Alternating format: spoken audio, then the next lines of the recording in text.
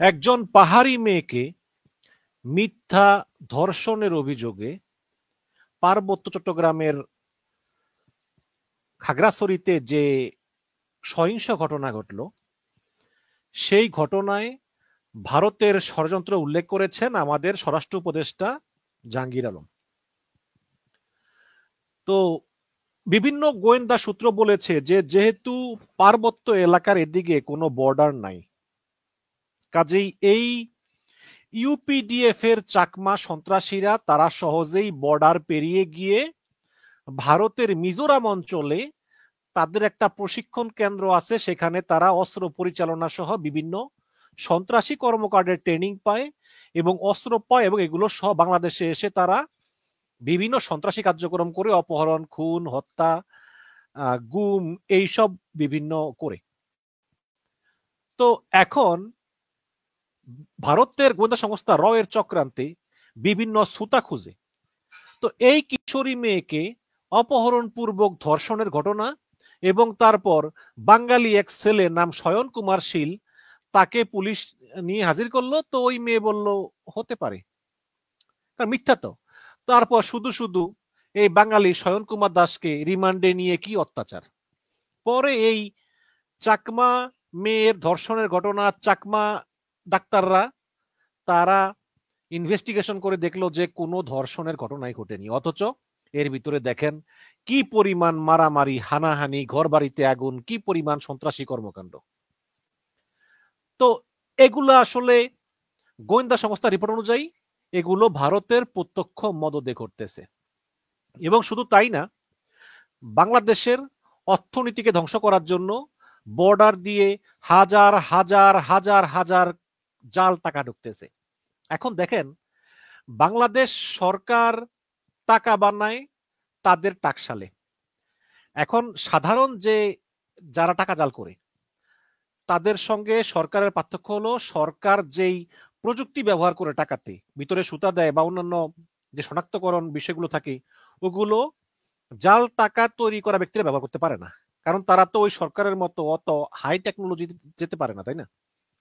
কিন্তু অভিযোগ আছে যে ভারত সরকারের তত্ত্বাবধানে ভারতীয় টাকশালে এই বাংলাদেশ টাকাগুলো ছাপানো হয় এবং হুবাহু সেম সুতা দেওয়া হয়, সেম প্রযুক্তি ব্যবহার করা হয়।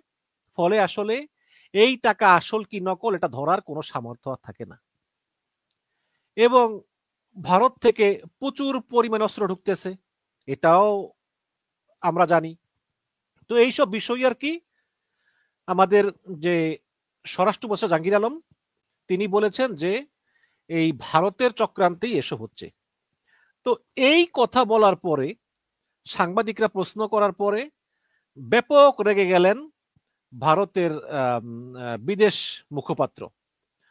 তো তিনি কি বলেছেন দেখুন, আমি যদি একটু স্ক্রিনে দেখাই, এখানে বাংলা অটো থেকে পড়তেছি। বলতেছে যে অন্যকে দায় দেওয়া বাংলাদেশের অন্তর্বর্তীকালীন সরকারের অভ্যাস ভারত। তো এখানে ভারতের পররাষ্ট্র মন্ত্রণালয় মুখপাত্র রণধীর জয়সওয়াল, তাকে আপনারা দেখতে পাচ্ছেন। তো এই হচ্ছে গিয়ে ঘটনা। এখন এখানে তাকে সাংবাদিকরা প্রশ্ন করেছিল এগুলো, তো তিনি বলেছেন যে খাগড়াছড়িতে সহিংসতার ঘটনায় ভারতের ইন্ধন থাকার যে কথা বাংলাদেশের স্বরাষ্ট্র উপদেষ্টা বলেছেন, তার কড়া প্রতিক্রিয়া জানিয়েছে দেশটির পররাষ্ট্র মন্ত্রণালয়। আজ শুক্রবার ৩রা অক্টোবর এক ব্রিফিং এ সাংবাদিকদের প্রশ্নে ভারতের পররাষ্ট্র মন্ত্রণালয় মুখপাত্র রণধীর জয়সওয়াল বলেন যে আমরা এই অভিযোগ সুস্পষ্টভাবে প্রত্যাখ্যান করছি। আপনারা জানেন এবং আমরা বিভিন্ন সময় এটা নিয়ে কথা বলেছি, বাংলাদেশের অন্তর্বর্তীকালীন সরকার আইন শৃঙ্খলা বজায় রাখতে অক্ষম এবং নিয়মিতভাবে অন্যের উপর দোষ চাপানোর চেষ্টা তাদের অভ্যাস। আরো বলেন যে তিনি তাদের জন্য ভালো হবে যদি তারা আত্ম অনুসন্ধান করে এবং পার্বত্য এলাকায় সংখ্যালঘু সম্প্রদায়ের উপর স্থানীয় উগ্রবাদীদের সহিংসতা, অগ্নিসংযোগ এবং ভূমি দখলের কর্মকাণ্ডের পুঙ্খানুপুঙ্খ তদন্ত করে। আমি মনে করি এই কথাটা অত্যন্ত আপত্তিকর। ভারতের পররাষ্ট্র মন্ত্রণালয় মুখপাত্র রণদীপ জয়সওয়াল তিনি অস্বীকার করছেন, ঠিক আছে, কিন্তু পরের লাইন যেটা বললেন যে তারা আত্মানুসন্ধান করে, এটা কি ধরনের কথা? এবং তিনি স্পষ্ট অভিযোগ করলেন যে পার্বত্য এলাকায় নাকি এই চাকমা সম্পদের উপর নাকি স্থানীয় বাঙালিরা নাকি উগ্রবাদী সহিংসতা চালাচ্ছে, অগ্নিসংযোগ করতেছে নাকি, এমনকি বাঙালিরা নাকি চাকমাদের ভূমি দখল করতেছে। এই ধরনের মন্তব্য হচ্ছে তীব্র আপত্তিকর এবং এই ধরনের কথা ভারত বলতে পারে না। এটা হচ্ছে অন্য দেশের সুস্পষ্ট লঙ্ঘন। আচ্ছা, ভারত যে তাদের প্রত্যেকটা পাহাড়ে সেনাবাহিনী দিয়ে কাশ্মীর সহ, মণিপুর সহ, নাগাল্যান্ড সহ সব জায়গায় ভারত মানে চরম অত্যাচার নির্যাতন করে জাতিগত সহিংসতা চলছে, মণিপুর আপনারা জানেন, এইসব করে আমরা কিছু বলেছি? বলি নাই তো। দিল্লিতে দাঙ্গায় প্রায় 1000 মুসলমান হত্যা করা হয়েছে, আমরা কি তো বলি নাই?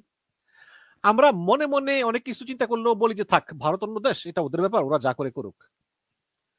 এখানে দেখুন, একটা হিন্দু মেয়েকে মিথ্যা ধর্ষণের ঘটনায় ইউপিডিএফ এর উগ্রবাদীরা যার পণ্যায় সহিংসতা করেছে। তারপরে হয়েছে কি, হঠাৎ করে এই ইউপিডিএফ এর চাকমারা তারা ঘর বাড়িতে আগুন দিতেছে বাঙালিদের। তখন সেনাবাহিনী বলতেছে যে এরা কয়জন? তখন বললো যে স্যার এই 10-15টা চাকমা তারা আগুন দিচ্ছে। বলো ঠিক আছে, তাহলে তো আর বেশি সেনাবাহিনী দরকার নাই। তো সেনাবাহিনী 2টা গাড়ি রওনা হয়েছে ওদেরকে দমন করার জন্য, পাকড়াও করার জন্য। তো সেনাবাহিনী যখন ওখানে গেছে তখন পূর্ব পরিকল্পিত ভাবে পিছন থেকে শত শত চাকমা সেনাবাহিনী আক্রমণ করছে। এখন সেনাবাহিনীর লোকজন মাত্র 15-20 জন বা 30 জন, আর ওরা হচ্ছে শত শত, এবং ওদের হাতে ধারালো অস্ত্র, আবার সংস্কৃতি অস্ত্র আছে। তখন সেনাবাহিনী বাধ্য হয়ে গুলি করা ছাড়া আর কোনো উপায় ছিল না। গুলি না করলে কিন্তু সেনাবাহিনীকেই মেরে ফেলতো। পরে দেখা গেল যে দুঃখজনক ভাবে 3 জন চাকমা সম্প্রদায়ের মানুষ মারা গিয়েছেন। এই হচ্ছে কাহিনী। বাংলাদেশ সেনাবাহিনী সর্বোচ্চ ধৈর্যের পরিচয় দিচ্ছে, যেখানে 3টা দেশ নিয়ে তারা স্বাধীন রাষ্ট্র গঠন করতে চায়, বাংলাদেশের সার্বভৌমত্ব হুমকির মুখে। সেখানে আমাদের সেনাবাহিনী সর্বোচ্চ ধৈর্যের পরিচয় দেওয়ার পরেও আজকে এই যে ভারত বলতেছে যে স্থানীয় বাঙালি উগ্রবাদের সহিংসতা, অগ্নিসংযোগ এবং ভূমি দখলের কর্মকাণ্ড নাকি বাংলাদেশকে পুঙ্খানুপুঙ্খরূপে তদন্ত করা উচিত। এগুলো যদি করা হয় তাহলে কিন্তু প্রশ্ন আমরাও তুলব। আমি মনে করি যে অন্তর্বর্তীকালীন সরকারের এখনই উচিত যে মণিপুরে জাতিগত সহিংসতা যে হচ্ছে এগুলো নিয়ে তীব্র নিন্দা, এবং কাশ্মীরে যেসব সহিংসতা হচ্ছে এগুলো নিয়েও তীব্র নিন্দা জানানো উচিত, এবং এগুলোরও তদন্ত চাওয়া উচিত। কারণ যে যেমন আপনি তাকে সেরকমই ব্যবহার তার সঙ্গে করতে হবে। আমি কিন্তু শুরু থেকেই বলছি, আমি অনেক ভিডিওতে বলেছি যে আমরা ভারতের স্বাধীনতা, সার্বভৌমত্বকে সম্মান করি, এবং ভারতের স্বাধীনতা নিয়ে বা সার্বভৌমত্বকে ব্যঙ্গ করে কেউ কোনো কথা বলুক, এটা আমরা চাই না, আসলেই চাই না। এবং বাংলাদেশের ভূখণ্ডে ভারতের বিরুদ্ধে কোনো কর্মকাণ্ড হতে দেওয়া যাবে না যেটা ভারতের নিরাপত্তা বিঘ্নিত করে। কিন্তু বিনিময়ে কি আমরা ভারত থেকে অনুরূপ ব্যবহার প্রত্যাশা করতে পারি না? কিন্তু ওই এক হাসিনা পালিয়ে গিয়েছে, হাসিনাকে কেন আমরা তাড়ালাম? এই কারণে ভাই, মানে যার পর নাই ভুয়া খবর, হিন্দু নির্যাতন, ইউনুস জঙ্গি, এখন বলতেছে যে বাংলাদেশে নাকি গাছের পাতা লড়লেও নাকি আমরা ভারতকে দায়ী করি। আপনি হাসিনাকে আশ্রয় দিয়েছেন, ভালো কথা।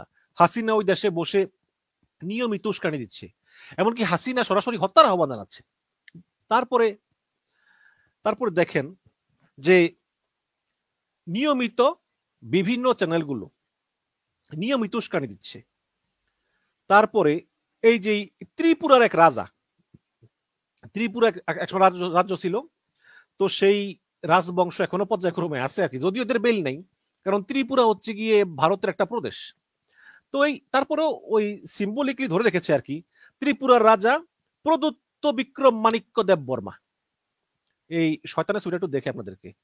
এই শয়তান হচ্ছে, দাঁড়ান, আমি এই শয়তান হচ্ছে এই সেই শয়তান। তো এই শয়তানের নাম হচ্ছে প্রদত্ত বিক্রম মাণিক্য দেব বর্মা। ও ভারতের ANI ন্যাশনাল টিভিতে গিয়েও বলতেছে ভারত সরকারের উচিত এই মুহূর্তে খাগড়াছড়ি, বান্দরবন, রাঙামাটি এবং চট্টগ্রাম বিভাগটা সহ পুরো ওই এলাকাটা দখল করে ভারতের সঙ্গে যুক্ত করা, তাহলে একটা স্বাধীন ত্রিপাল্যান্ডও হবে, আবার চট্টগ্রাম বন্দর আমরা ব্যবহার করতে পারবো। তো এই ধরনের কথা একটা রাজা, আরে বেটা তুই রাজা, তুই তুই যে জায়গার রাজা সেই জায়গাটাই হচ্ছে ভারতের প্রদেশ, তুই তোর ওইটা নিয়ে কোনো মাথা ব্যথা নাই, তুই তো নিজেই ভারতের গোলাম, তুই আবার ভারতকে বলিস যে বাংলাদেশ দখল করতে, বাংলাদেশের একটা অংশ দখল করতে। তো এই যখন অবস্থা, তখন যদি ভারত বলে যে গাছের পাতা নড়লে আমাদের দোষ, আমরা প্রত্যাখ্যান করতেছি, হ্যাঁ করতেছেন, করতেই পারেন, কিন্তু যখন মিথ্যা মিথ্যি বলে যে আমরা বাঙালি সন্ত্রাসীরা নাকি রোহিঙ্গা, সরি এই চাকমাদের উপর আমরা অন্যায় করতেছি, অবিচার করতেছি, ওদের ভূমি দখল করতেছি, ওখানে আগুন আগুন দিচ্ছি, এগুলো যখন বলে, তখন আর এতে কোনো সন্দেহ থাকে না যে এই চাকমা সন্ত্রাসী ইউপিডিএফ, এদের উস্কানিদাতা হচ্ছে ভারত, এবং এদের ট্রেনিং অস্ত্র এগুলো ভারত থেকেই আসে, যেটা আজকে এই বিদেশ মন্ত্রণালয় মুখপাত্র রণদীপ সাওয়ালের কথা স্পষ্ট হলো। দর্শক কি বলবো, আর আসলে আমাদের কপালই খারাপ জানেন, মানে দেখেন পৃথিবীতে অনেক দেশ আছে কোনো বর্ডার নাই, এটাও এক ভালো, যেমন ইংল্যান্ডের একটা বর্ডার, ইংল্যান্ডের কোনো যেমন যুক্তরাজ্যের কোনো বর্ডার নেই, ওই ফ্রান্স আছে মানে 2-3 ঘন্টা দূরে বা 1-1.5 ঘন্টা দূরে, নদী পারে সাগর পারে যাইতে হয়, ইংলিশ চ্যানেল পারে দিতে হয়। পাকিস্তান দেখেন, পাকিস্তানের বর্ডার আছে অনেকগুলো দেশের সঙ্গে, ভারতের সঙ্গে বর্ডার, তারপরে আফগানিস্তানের সঙ্গে বর্ডার পাকিস্তানের আছে, ইরানের সঙ্গে বর্ডার আছে, চীনের সঙ্গে বর্ডার আছে, নেপালের সঙ্গে আছে কিনা জানি না। অথচ আমাদের বাংলাদেশ, মানে আমরা এত কপাল খারাপ যে চাইরদিকে ওই একটা দেশ, আর অল্প একটু আছে মিয়ানমারের সঙ্গে, ওইটা তো আরো খারাপ। এই মিয়ানমারের সঙ্গে আর ইসরায়েলের সঙ্গে কোনো পার্থক্য নাই। এই মিয়ানমার করলো কি, তাদের নিজের দেশের 10 লক্ষ লোকের গণহত্যা চালানো শুরু করলো, ভয় এসে পড়লো বাংলাদেশে। তো এই মিয়ানমারের মতো প্রতিবেশী থাকাতে না থাকা ভালো। আর বাকি হচ্ছে ভারত, এরা অনবরত অনবরত বিভিন্ন ভাবে আমাদের কতটুকু ক্ষতি সাধন করা যায়, মানে যেভাবে যেভাবে পারা যায় ক্ষতি সাধন, সমস্যা মানে সৃষ্টি করা, যেভাবে যেভাবে আমাদেরকে পেইন দেওয়া যায় তা দিয়ে যাচ্ছে। আরে বাবা, হাসিনা চলে গিয়েছে, সরকার কোনো পার্মানেন্ট স্ট্রাকচার না, সরকার যায় সরকার আসে। এক সময় মনমোহন সিং ছিল, তারপর নরেন্দ্র মোদী আসছে, নরেন্দ্র মোদী থাকবে না, আরেকজন আসবে। এক সময় হাসিনা ছিল, হাসিনা চলে গিয়েছে, ইউনুস আসছে, ইউনুস চলে যাবে, একজন আসবে, এটাই তো নিয়ম। সরকার যায় সরকার আসে, কিন্তু রাষ্ট্র টু রাষ্ট্র একটা বন্ধন থাকে। কিন্তু এরা কিচ্ছু তোকা করে না, ওরে হাসিনাকে তোরা পাঠিয়ে দিলি কেন? যেই মহিলা 15-16 বছর ধরে গুম খুন আয়নাঘর গণহত্যা, জুলাই গণহত্যা চালিয়েছে, তাকে পাঠালি কেন? এই হচ্ছে কি দর্শক অবস্থা, মানে কি বলবো, মাঝে মধ্যে অনেক কষ্ট লাগে। আপনারা যারা আমাকে চিনেন আপনারা জানেন যে আমি আসলেই কিন্তু ভারতের সঙ্গে ভালো সম্পর্ক চাই, আমি ভারতের সঙ্গে ভালো সম্পর্ক বজায় রাখি, ভারতীয় বিভিন্ন সাংবাদিকদেরকে আমি আমার শোতে আনি, এনে তাদের মতামত জানতে চাই, শুনুক। অথচ সব সময় বিরোধিতা করে। আজকে যদি স্বরাষ্ট্র উপদেষ্টা বলে থাকেন যে এটা ভারতের কারণেই হচ্ছে, ভারতের ষড়যন্ত্রে হচ্ছে, ভারত বলতেই পারে যে আমরা এটা অস্বীকার করতেছি, বলেন। কিন্তু পাশাপাশি বলে যে এই স্থানীয় উগ্রবাদী, স্থানীয় মানে বাঙালিরা নাকি এই চাকমাদের ঘরে আগুন দিয়েছে, তারপরে চাকমাদেরকে তাড়িয়ে দিয়েছে, এই বিভিন্ন কথাবার্তা, এগুলো বলার উদ্দেশ্যই হচ্ছে যে প্রত্যক্ষ মদদে এই আমাদের 3টা পার্বত্য এলাকা নিয়ে ওদের শকুনের নজর পড়েছে। কাজেই আমাদের করণীয় কি? আমাদের করণীয় হচ্ছে যে দেখুন বর্তমানে কিন্তু পৃথিবীটা খুবই একটু অস্থির অবস্থায় আছে। ইসরায়েল ফিলিস্তিন আক্রমণ করতেছে, ইসরায়েল কাতার আক্রমণ করতেছে, ইসরায়েল ইরান আক্রমণ করেছে, ইসরায়েল আবার ভারতের বন্ধু। আবার দেখেন রাশিয়া ইউক্রেন আক্রমণ করেছে, কলম্বিয়া থাইল্যান্ড যুদ্ধ, আর্মেনিয়া আজারবাইজান যুদ্ধ, বিভিন্ন জায়গায় জায়গায় যুদ্ধ চলতেছে। মানে পৃথিবীতে আসলে আগের মতো ওই শৃঙ্খলাটা নাই। এখন আমাদের যেই যুব শক্তি, আমাদের কিন্তু জনসংখ্যার প্রায় 70% তরুণ বা তরুণী। আমাদের উচিত এদেরকে বাধ্যতামূলকভাবে সামরিক ট্রেনিং দেওয়া। আমরা বাংলাদেশ পৃথিবীতে কোনো দেশের সঙ্গে যুদ্ধ করব না, কোনো দেশের ক্ষতি করব না। আমরা আমাদের দেশে ভারতের বিন্দু মাত্র ক্ষতি হয় এমন কর্মকাণ্ড হতে দিব না। কিন্তু যদি আমরা অন্য কোনো দেশের দ্বারা আক্রমণের শিকার হই, তাহলে আমাদের সর্বোচ্চ প্রতিরোধ করার জন্য আমাদের প্রত্যেকটা তরুণকে বাধ্যতামূলক সামরিক ট্রেনিং দিতে হবে। এবং দ্বিতীয়ত, যত দ্রুত সম্ভব অনতিবিলম্বে একটা নির্বাচন করে নির্বাচিত সরকারের হাতে ক্ষমতা দিয়ে, সেটা বিএনপি হতে পারে, জামাত হতে পারে, জনগণ যাকে ভোট দিবে তাকেই, তারপরে এই সেনাবাহিনীকে আমাদের রাস্তাঘাট থেকে সরিয়ে ওই পার্বত্য এলাকায় আরো 250 ক্যাম্প তৈরি করে সেখানে বসাতে হবে। পাশাপাশি চাকমা সম্প্রদায়, মারমা সম্প্রদায়, জাতিগত যে সম্প্রদায়গুলো আছে তাদের ভিতরে একটা বিশেষ স্থাপন করতে হবে যে দেখো, তোমরাও বাংলাদেশি, আমরা বাংলাদেশি, আমরা সবাই সমান সমান, তোমাদের দাবি দেওয়া যা আছে বলো, আমরা সব পূরণ করার চেষ্টা করব, যতক্ষণ না পর্যন্ত তোমরা বাংলাদেশের নাগরিক হিসাবে দাবি করো। আর যদি বলো যে না, আমরা বাংলাদেশ চাই না, আমরা নতুন দেশ গঠন করব, তাহলে তো তোমরা আমাদের বন্ধু না, আমাদের শত্রু। একটা কথা বলি, দেখেন মনে পড়লো, একটা ভিডিও দেখছেন না, ওই যে একদল লোক বলতেছে চাকমা সম্প্রদায়ের, যতক্ষণ না পর্যন্ত এই পার্বত্য এলাকা ভারতের অন্তর্ভুক্ত না হয় ততক্ষণ পর্যন্ত আমাদের আন্দোলন চলবে। দেখছেন না সবাই ভিডিওটা দেখছেন না? এই যে কিছু চাকমা সম্প্রদায়ের লোক একসঙ্গে হয়ে ব্যানার ধরে বলতেছে, একজন বলতেছে মাইক দিয়ে, যতক্ষণ না পর্যন্ত এই পার্বত্য এলাকা ভারতের অংশ না হবে আমরা থাকবো না, এমন কিছু বলতেছে না? ওই সমাবেশটা হয়েছিল কিন্তু ত্রিপুরাতে।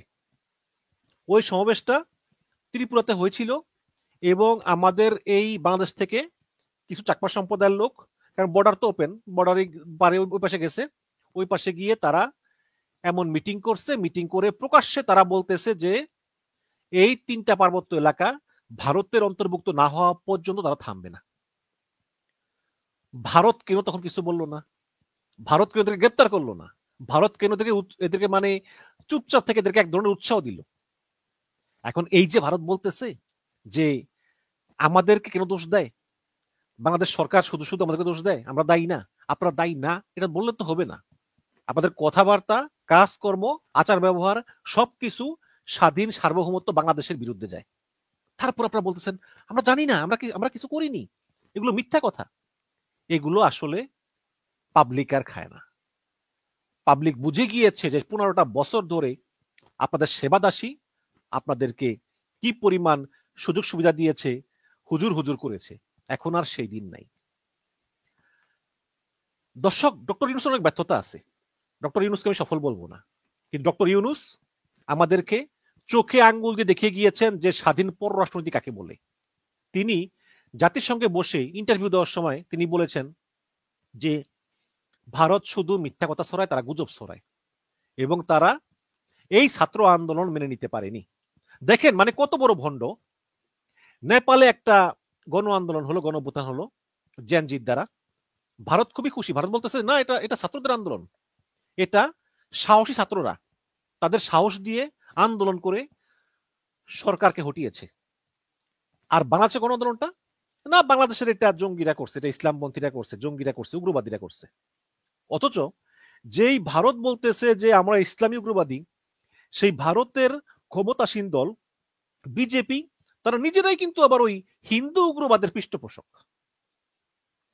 থাক দর্শক, আর এগুলো বলে আসলে লাভ নাই, মানে কি আর বলবো। তবে ওই যেটা বললাম আর কি, যে তারা কি বললো না বললো এটা আমাদের এক কান দিয়ে ঢুকে আর কান দিয়ে বের করে দিতে হবে। ভারতের সঙ্গে আমাদের সম্পর্ক থাকবে দুইটা, একটা হচ্ছে ব্যবসা বাণিজ্য, করলে করলো, না করলে নাই, আর একটা হচ্ছে নিরাপত্তা। ভারত যদি বলে যে এই তোমাদের দেশে উগ্রবাদীরা আছে, আমাদের ক্ষতি করতেছে, ঠিক আছে, তাহলে আমরা এটা দেখবো, কারণ আমরা চাই না যে এরকম ভুল বোঝাবুঝি হোক। বাট এর বাইরে আর কোনো সম্পর্কের দরকার নেই ভাই। তোমাদের মতো আমরা আমাদের মতো, ভিসা দিবা না সমস্যা নাই, আমরা আসি, আমরা এরকম। আবার বলে যে মানে আমাদের জন্য নাকি বেশি বাড়াবাড়ি করলে আকাশ বন্ধ করে দিবে।